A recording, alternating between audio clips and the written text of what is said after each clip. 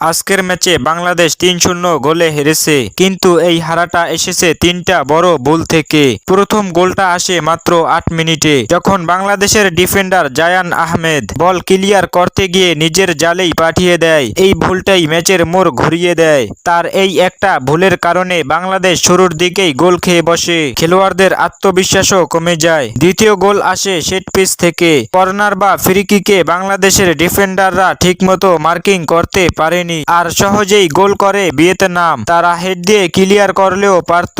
তৃতীয় গোলটা ছিল সবচেয়ে বড় সতর্ক বার্তা। মিডফিল্ড থেকে একজন প্লেয়ার একাই উঠে এসে দুইজন ডিফেন্ডারকে কাটিয়ে গোল করে। এই বিষয়টা ভাবার না। হামজা সুমিত্রা যেখানে প্রথম একাদশে, এই ম্যাচেও দক্ষিণ এশিয়ার সেরা মিডফিল্ডার হামজা চৌধুরী। বাংলাদেশের এই গর্বের চেষ্টার কোনো কমতি ছিল না। তবে কি এটা আবারও কোচিং ভুল? শুরুর একাদশে নামালেও তাদেরকে কি সঠিক ট্যাকটিক্স দেননি? এখানেই বোঝা যায় বাংলাদেশের প্রেসিং এবং ডিফেন্স কতটা দুর্বল ছিল।